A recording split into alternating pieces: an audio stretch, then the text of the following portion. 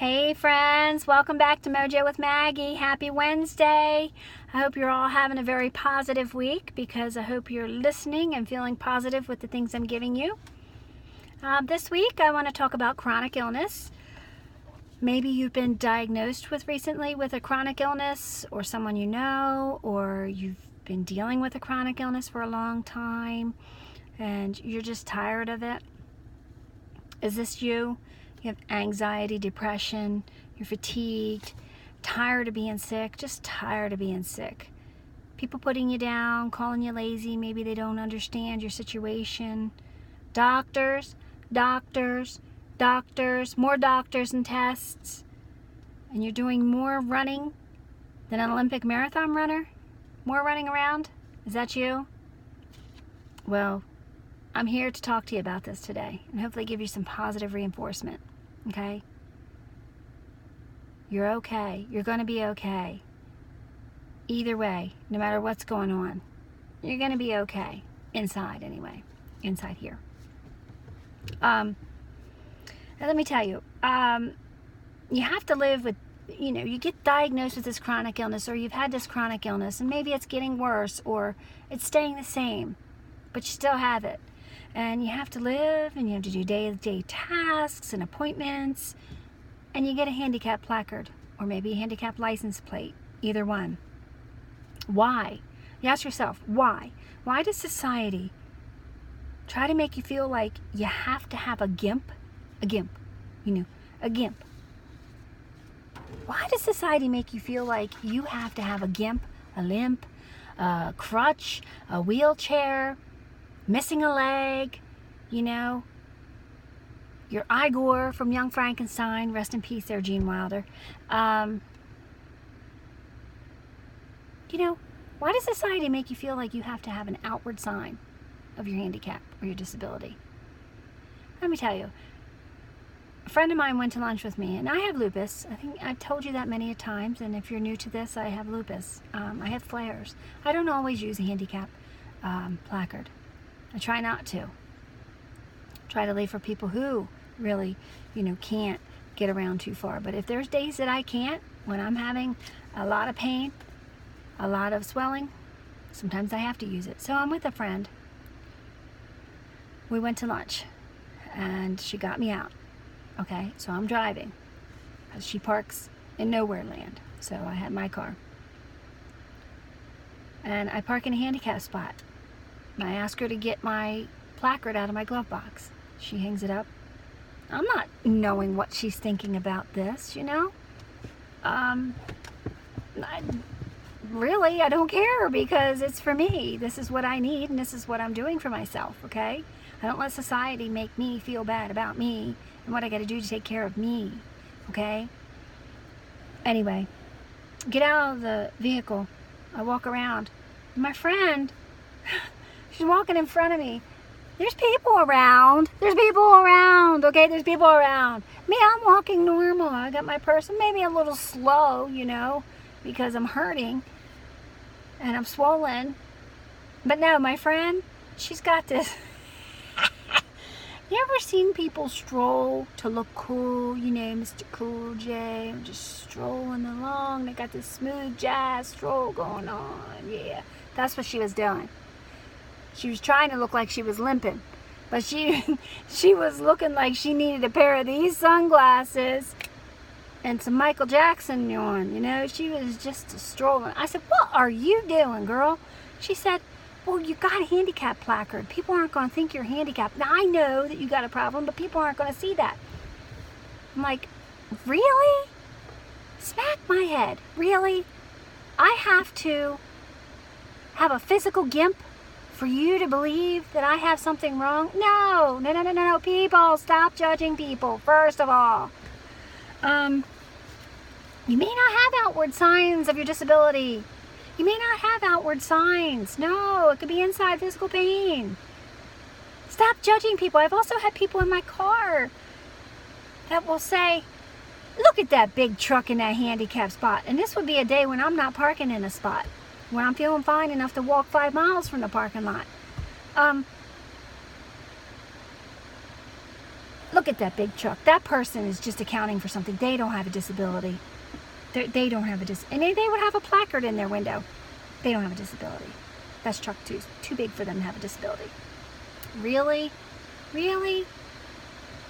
Tell me this. What if your judgment to that person, what if they hear you, that person, okay? Whether it be young, old, in between, okay? Man, woman, child. Well, not child. Child can't drive. Child drives, you better be looking into it. But teenager. What if your judgment just takes that person down another notch in their already depressed world? What if it takes them down a notch and puts them back into a bad place where they had just come out of, you know? What have you accomplished to that person? Did it make you feel good? Did it make you feel good inside to say that about that person? One up. I just one-upped you. You're not handicapped. When really they are. I've been in this spot. Okay? I've watched my daughter, who is chronically ill with heart problem, chronically ill with reflex sympathetic dystrophy, chronic regional pain syndrome as a teenager. Doctors didn't know how to diagnose her at first. Family members were calling her crazy, okay? Family members were calling her crazy, were making her feel bad about her problems. I had to deal with that on the outside to try and cover for them, to try and make my daughter feel better, because it would just put her down another notch. She'd get up and then she'd go down because people were putting her down. People, you don't understand what your words hurt. Your words are like a knife, okay? And I know we're not perfect, but please work on it, okay? Please be working on it, you know?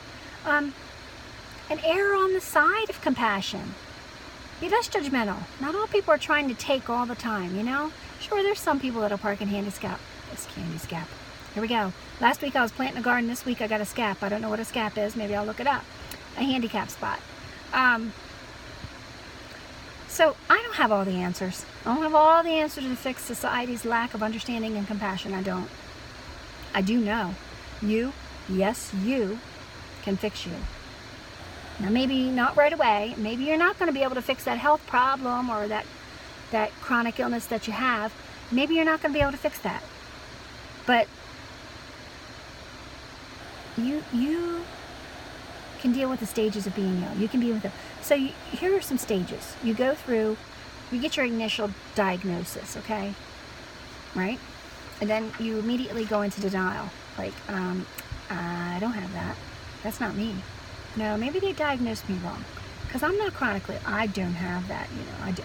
No way can I have that. No way is this going to affect me like that. And, you know, you start going into denial. And then you start thinking about all the things that can be with this. And then you're like, some people are like, wait a minute, let me get a second opinion. Because I do that. I would recommend it. I'm not a doctor, but I would recommend it. If you have a terrible illness, or any illness really, because doctors can be wrong too. I did that with mine, because it just takes a long time to get diagnosed with lupus. I do know that, and a lot of other things in the autoimmune category. But even with diabetes, some doctors are quick on the draw, especially if you go in the hospital. They're quick on the draw to give you that needle. Say, oh, your blood sugar's up. Oh, got to give you a needle, without checking your long-term levels or what they need to check, you know. So we'll go there in a minute. But it'll lead to feelings of confusion, sadness, loneliness, just plain overwhelm, you know. You go through stages of chronic illness. People don't realize that. Especially people they tend to speak the negative, or they don't want to see you like that. Some people are, especially family, they don't want to be in a reality that it could possibly be my sister, my brother, my son, my daughter, my friend has this. No way, you know, that's for somebody else. No, got it now. Okay, we got to deal with this. Okay, you'll go through these feelings, and please allow yourself time to step away and process those feelings. Okay, don't set them aside. Don't think they're going to go away. Okay, they will only resurface later with a greater impact on your emotional self. Okay, it will hurt bad. Trust me, I've been there. I've done this. I've watched my daughter go through this. Okay, But I want to tell you, tend to them, okay? But don't let them take root. Don't let them root where you are, okay? You have to accept your situation, okay? You don't have to like it, but you do have to accept it. It's part of the process of being okay, being able to just be you, you know? To get back to a place of happy, a place of positive. You have to accept those emotions, okay? Easier said than done, right? Okay? I'm sad. How in the world do I accept sad? I'm lonely.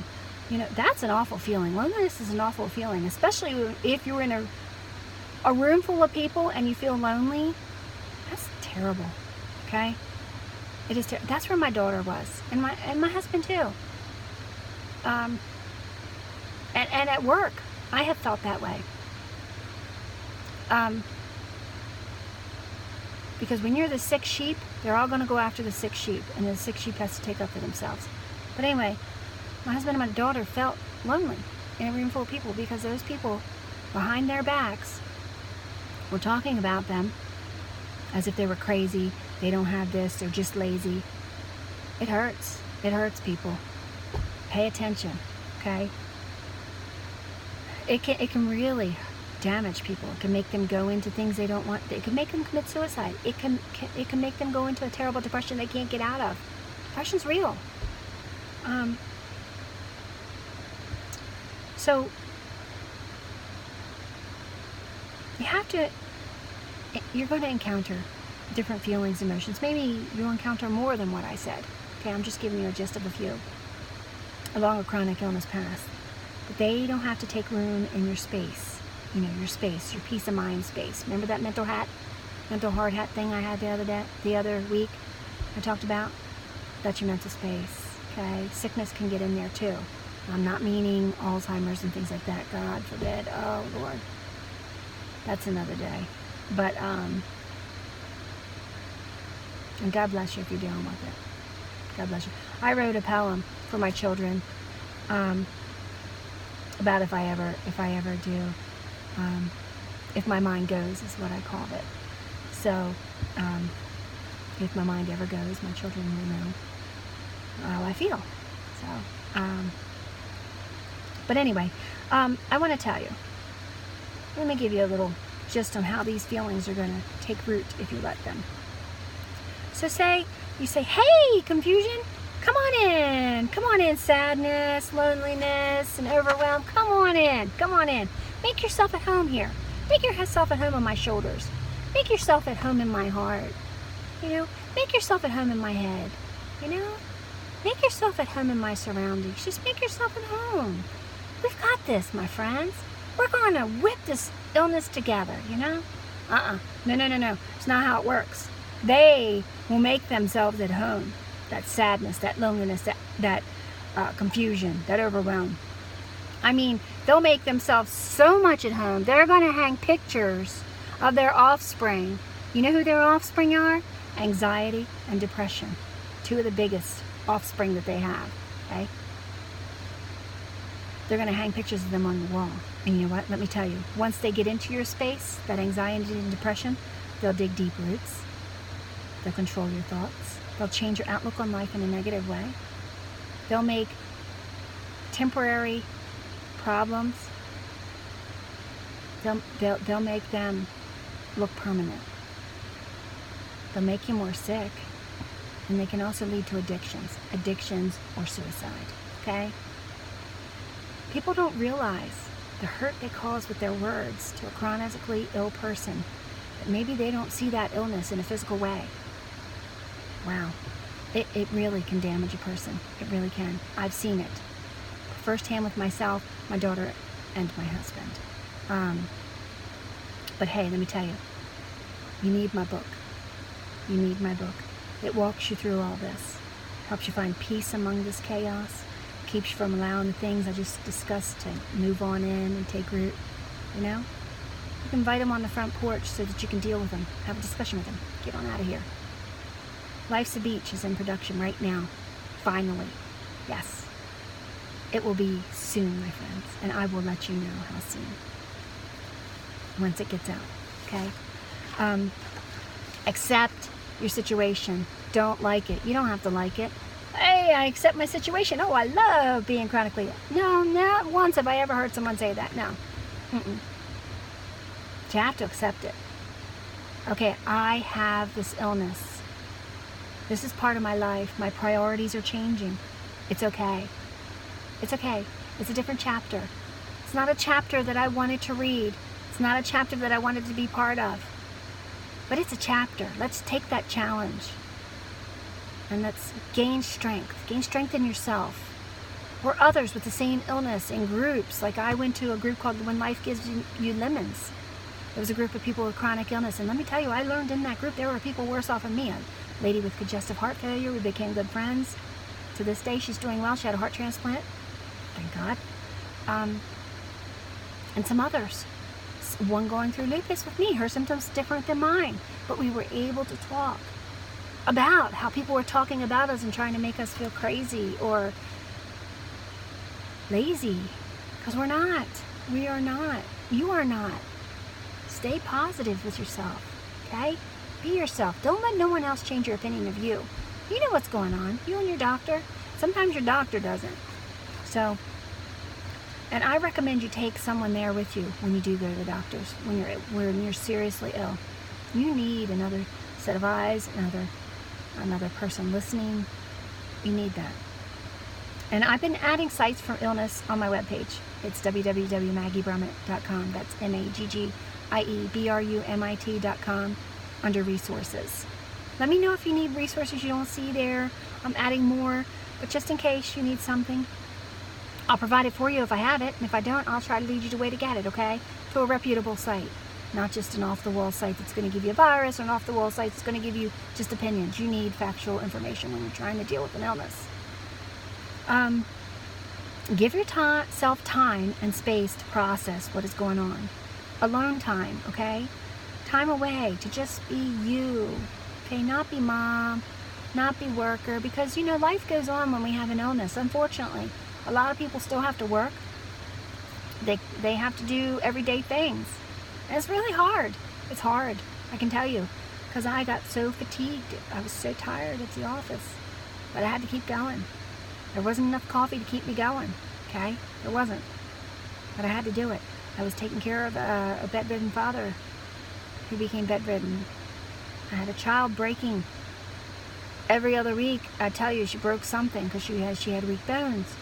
I was working 2 jobs, full-time, part-time, taking college courses, doing all that. But now I'm a hyper person. Low blood pressure, hyper. I don't get it. But anyway, I've always been bass-ackwards. I was born backwards, so I'm bass-ackwards, as my family would say. And also, the time when you're getting time to just be you, just be yourself, be in your own space, to get quiet, go sit by the ocean, go do what makes you happy by yourself. It's a great time to pray if you want. I find prayer keeps my soul at peace. Oh yeah. Sometimes you can talk to people, you can talk to family, you can talk to people you don't know, but there's nothing like the peace of just praying, you know, about it. I'm working on resources in that category for you too, so please be patient and come back to the site often. Excuse me. Get your mojo on. Gain that mental strength. Fight this chronic illness bully. You can do it, okay? You can do it. Your mind has a lot more control than you think it does over this entire system called your body. It does. And another thing I want to tell you is stay organized. I can't tell you that enough. And I know it's hard. Here you are chronically ill. I'm not talking everything in its place organized around your home. If you can't do that, I understand. Trust me. But I'm saying with your doctors, here's what I did. I created binders for my family's health. Binders with tabs. And if you don't have tabs, use sticky notes. Take pieces of paper. Make makeshift. There's all kinds of ways to do this. Make it your own. With the doctors, a tab for each doctor. A tab for MRIs, CAT scans, lab tests.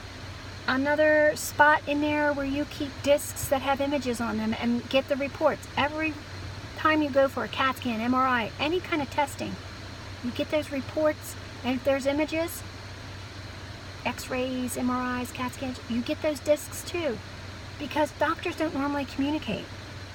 They don't. They do not normally communicate. I found it to be so helpful to have these binders with me, especially with my husband's illness. He has a page full of things that no one understands. They don't. And when people treat someone like that, I'm going back to this again, because when people treat someone like that, they go into seclusion, you know? They tend to stay away from people who treat them like that, and I understand. I totally get it. Nobody wants to be put down, you know? And if you've got a family member who's ill like that, visit them, call them, send them a text, you know? It doesn't hurt to do that. You may not be able to visit. Send them a text. Send them a card. Let them know you're thinking about them, you know? You may not understand their illness, but, you know, show the love. Not the hate towards their illness that you don't understand, you know? But anyway, about the binders. They come in handy because you'll see the doctor's notes from your office visit, and they do make mistakes. Trust me, they make mistakes on them too, and you'll be able to get them corrected. Take them to doctor's visits, ER visits if you're able to. And God forbid if you ever have to file for disability, they come in so handy because you already have looked at those doctor's notes to make sure, excuse me, need a drink, to make sure that all your notes are in order, and that, for instance, they don't say that you do not have shortness of breath when you're wearing, you know, but you wear oxygen all the time because you wear shortness of breath, you know, those kind of things. You'll be able to get them corrected before you have to file for disability and go through all that.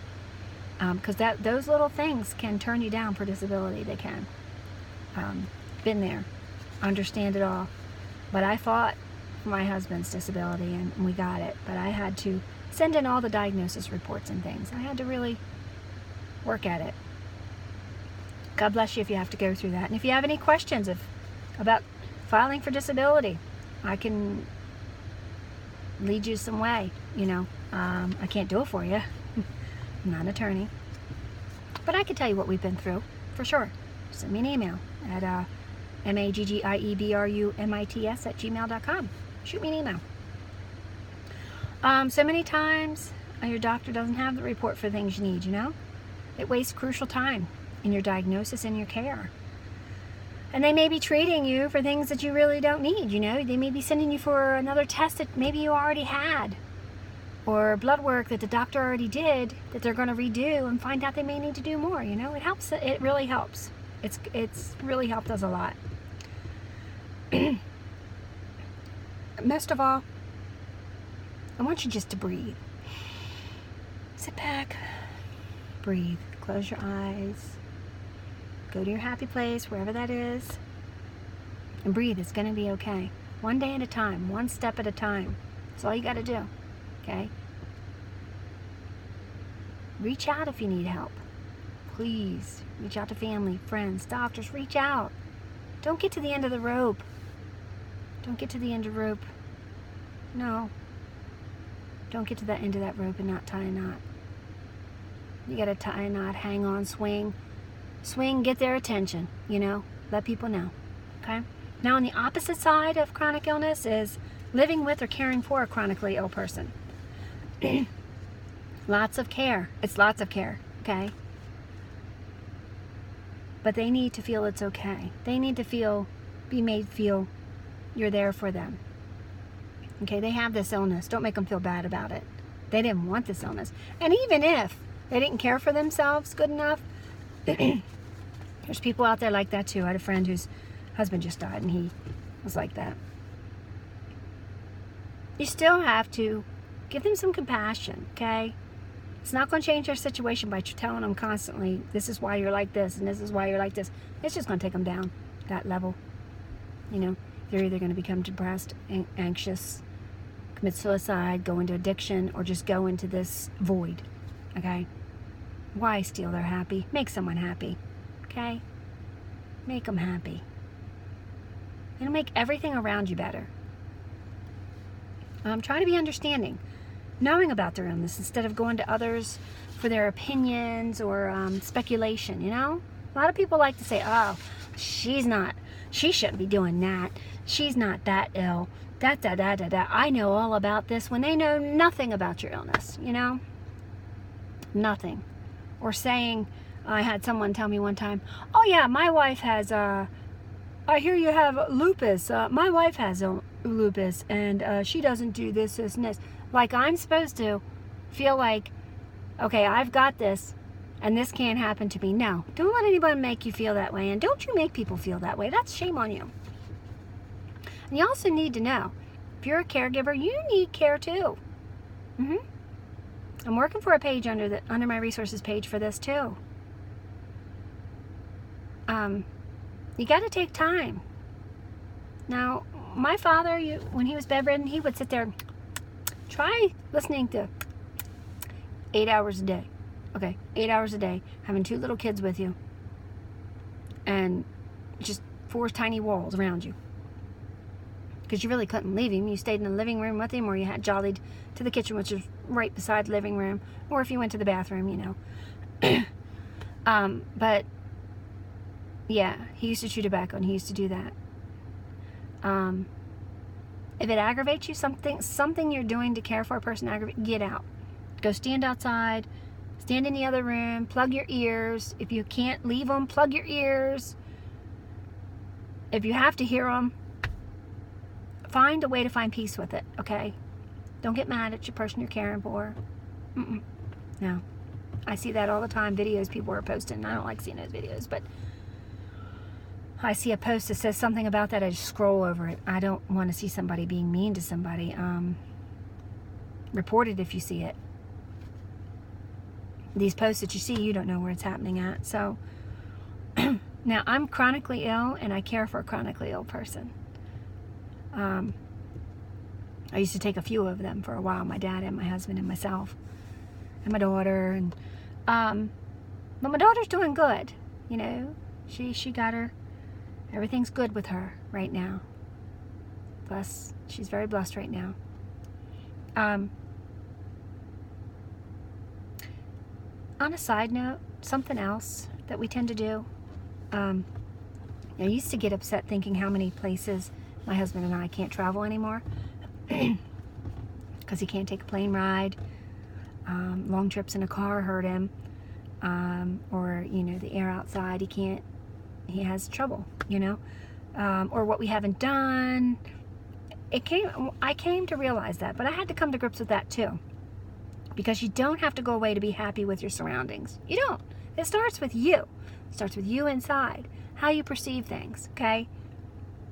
If you're happy where you are, you'll be happy anywhere. Because if you're not happy here, you're not going to be happy on that vacation. You can make anywhere a great place to be, vacation or home, you know? It's how you perceive it and how you believe it to be. My husband and I, we love each other dearly, you know? Very connected. Love to have fun, love to goof off. And we make the best of where we are, no matter where we are. With this chronic illness, we make the best of it. We laugh at each other about our chronic problems. Excuse me. We have days when we get on each other's nerves. You know, it's going to happen, especially when you live together for a long time. You just separate yourselves, you know? Find your space back inside. Get that happy back on. Because nobody's going to bring that happy to you. It's not like a little happy meal. Okay, here's your happy meal. Ah, happy. Not going to happen. That comes from inside. You're the McDonald's. You're going to make your own happy meal, okay?